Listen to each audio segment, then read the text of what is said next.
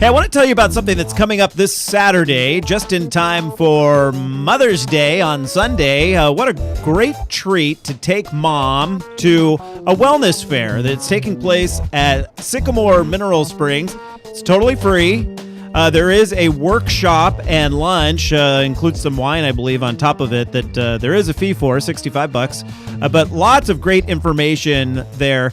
No better present for mom than to make her healthy, right? Well, Stephanie Austin, a wellness coach and food advocate, and the woman behind the website wellnessbymothernature.com will be a featured speaker at this event. And she's featured right now here on Market Fresh, joining us in studio. And welcome to the program, Stephanie. Thank you very much. Glad to be here. Yeah, we're happy to have you here. This event that is out at Sycamore Mineral Springs is it a fundraiser for the Wellness Kitchen? It is. It's kind of a combination, really. So like you had mentioned, the tickets actually, luckily for us, have actually gone down. So they are now $50. Really? And it does include the wine tasting. And there's also music involved. So that wine tasting and music aspect is for the Wellness Kitchen. And then the actual presentation is to get everybody well. Luckily, we are part of the benefactors for that. And there's cooking demonstrations, and the food you'll be eating there is all healthy food, right? Absolutely. Made on site. It's going to be organic and gluten-free, which I'm a big proponent of.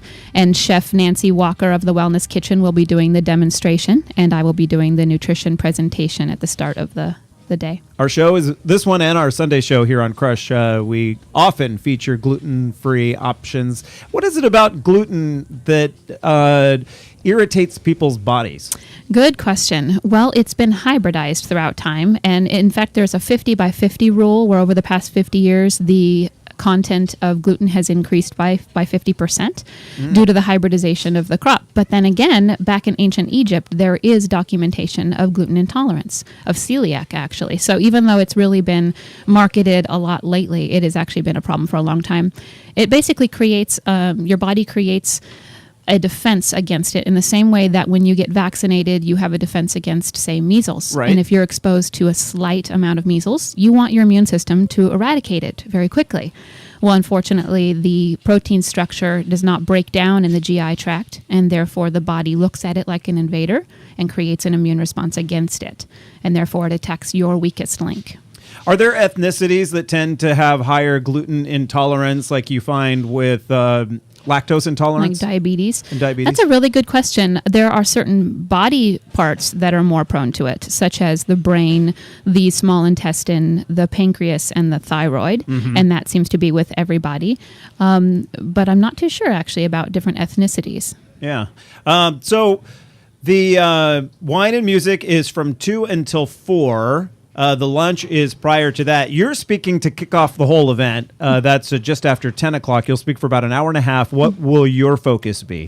My focus is something called making sense of nutrition. I really like to paint a picture of what it looks like, the way that we eat, the standard American diet, what that's really doing to you, and how we need to create an inhospitable environment where disease will not flourish. Because, of course, what most people eat today is what's creating the environment for cancer and dis-ease of various types. So I discuss that. It's a PowerPoint presentation. We go through some details about gluten-free eating, dairy-free, low glycemic eating, some key foods to incorporate in the diet, daily detox and elimination, very, very important. And then a lot of it ends up being questions and answers. I love to invite people to ask me questions during and kind of direct the talk in the direction of the audience. So You're a strong believer in juicing. You've gone as many as 60 days where you just get your nutrients via juice. How does that work?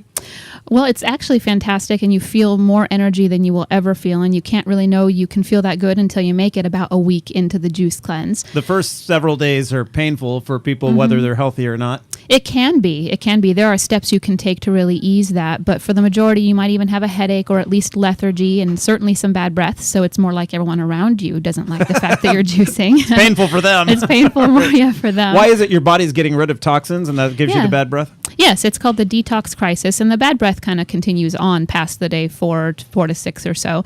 Well, there's toxins recirculating. That's why you need to do a lot of greens. You need the chlorophyll to help with the detoxification. But the digestion requires a lot of work from your body, and so when you stop the digestive process by not adding fuel to the fire, which is food, then your body says, we're going to have a heyday and release all these toxins. And then there's toxins stored inside the fat your body is now metabolizing as well. So you can feel kind of bad for a couple days, but then you can feel amazing. I've ran 5Ks. With plenty of energy, and you could totally do it. But it goes directly to the bloodstream without needing the digestion. So it's highly nutritive liquid. Now, you have an H.H.P. after your name. What does that stand for? Holistic Health Practitioner. I specialize in homeopathy, iridology, and nutrition, and my background is holistic medicine. Okay, and for people that aren't familiar with it, holistic medicine would include... Well, it includes the connectivity of everything that goes wrong with you and how to heal using everything around you. So it's, you cannot... So for example, people who are often irritated, they'll end up with bladder infections. Oh. They're literally, I actually don't know if I can say they're pissed off all the time. So yeah, you can they say end that. up, okay, good. So they end up with irritated energy in that area. So if I keep, constantly giving them things like D-mannose or cranberry or things that are commonly used for that infection, if they don't address the energetic level of their healing, it's not going to get better or it's going to return. Yeah. So the holistic is the whole picture, the whole body, mind, body, spirit, connectivity, everything. People that don't think their mind is connected to everything else going on in their body really need to take a closer look at it, because there's a connection. Absolutely is. Wow. So you sit on the board, if I have this correctly, at the Wellness Kitchen. I do. Can you tell us about the Wellness? This is based in Templeton. It is. And yes. What's the purpose? Well, it's a nonprofit organization devoted to providing the community education, support, and resources on the healing value of nutrition. So Chef Nancy offers hands-on cooking classes. There is a wellness foods, healing foods, and transitional food program where people can pre-order their food each week. You order by Sunday and you pick up on Wednesdays. And it is the most whole food, locally sourced. A lot of farms do donate to them.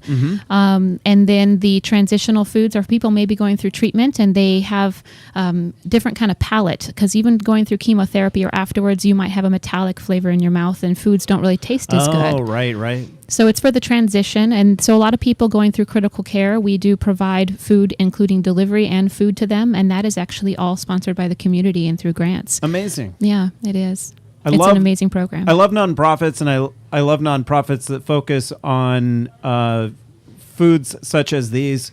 I have heard now several times about the Wellness Kitchen. It seems like every time I run into someone and they ask me about the different shows we do, part of Eat, Drink, Explore Media, they'll say, oh, you need to talk to the people at the Wellness Kitchen. Absolutely. And so when I saw that this wellness clinic was coming up as a fundraiser for the Wellness Kitchen, I thought it was the perfect opportunity to feature this on the show.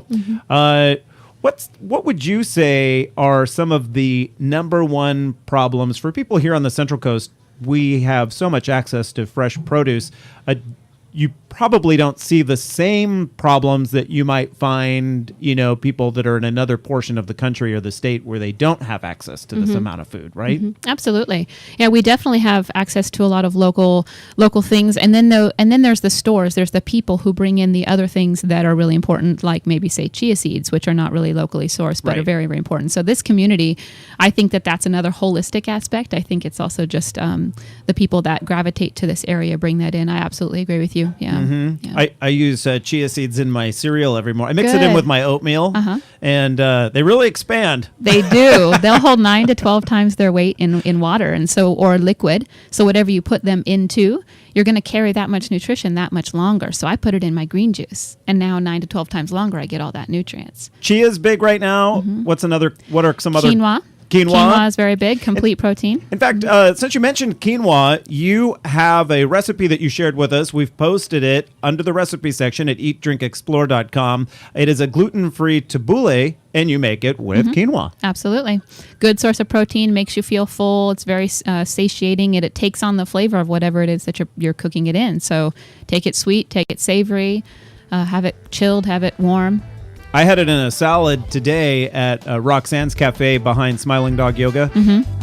It was just delicious. Oh, yes. Every single time I eat there, it was good. I had a sandwich that she made that included, what's the Korean kimchi? Yes. Oh, good. Yeah, kimchi was in the sandwich. She makes the most bizarre sandwiches. Like when you look at it on the menu board, you're like, what? Yeah. You know, a miso sandwich with kimchi? Okay. And then I tried it, and let me tell you, good stuff. Stephanie Austin has lots more good stuff to share at the Wellness Fair being held out at Sycamore Mineral Springs this coming Saturday, 10 to 4. She's a featured speaker. The price of the tickets just dropped, $50 now. All the links available at eatdrinkexplore.com under today's program summary. Stephanie, thank you for joining us today. We'll have to have you back on. We could expand that conversation easily. Yeah, on chia alone. That's right. All right, everyone, stick around. We'll have our Market Fresh report coming up. Street